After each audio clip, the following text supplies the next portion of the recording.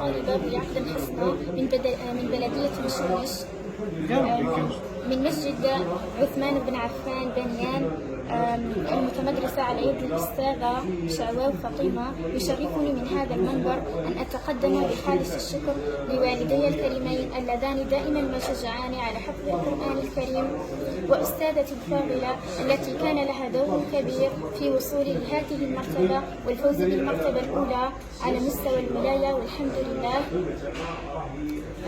من هذا المنبر أود أن أتقدم للأولياء بأن يشجعوا أبنائهم على حفظ القرآن الكريم، لأننا والحمد لله أمة إسلامية، ولذلك على الأولياء أن يشجعوا أبنائهم لحفظ القرآن الكريم، لأن القرآن الكريم له دور كبير في تنظيم حياة الفرد. ولذلك اقتداء بنبينا محمد صلى الله عليه وسلم، وفي هذه المناسبة ألا وهو المولد النبوي الشريف، هنا المنظم إحياء المولد النبوي الشريف المنظم في هذا المسجد بالزاوية القادرية.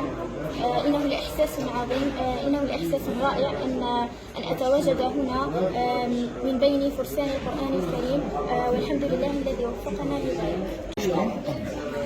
أنا طالبة رقية أمل من فئة حفظ ربوع القرآن. أكرمني المولى عز وجل في النجاح في هذه المسابقة، وسبق وأن شاركت في مسابقات عديدة ولم يحالفني الحظ، وبفضل المولى عز وجل نجحت في المرتبة الثانية، وهذا بفضل المولى عز وجل وبمجاهدتي ومثابرتي والورد القرآني اليومي. وأشكر والدي الذين كان سندا لي في كل صغيرة وكبيرة، وأشكر معلمتي الفاضلة أمال جنوفي التي ساعدتني وشجعتني في حفظ ربوع القرآن.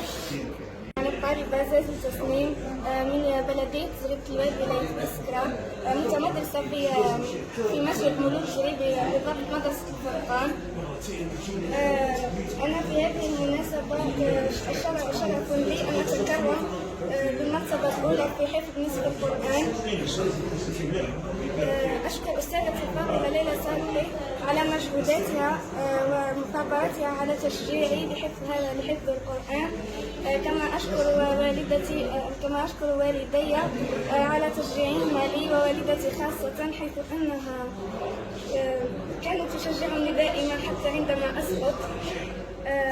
أرجو من الله أن يوفقني في دراستي أيضا في شهادة البكالوريا، فأنا مقبلة لها، وأرجو أن يوفقني في مسابقة 60 حتى أنجح أيضا وأكون في هذا المقام.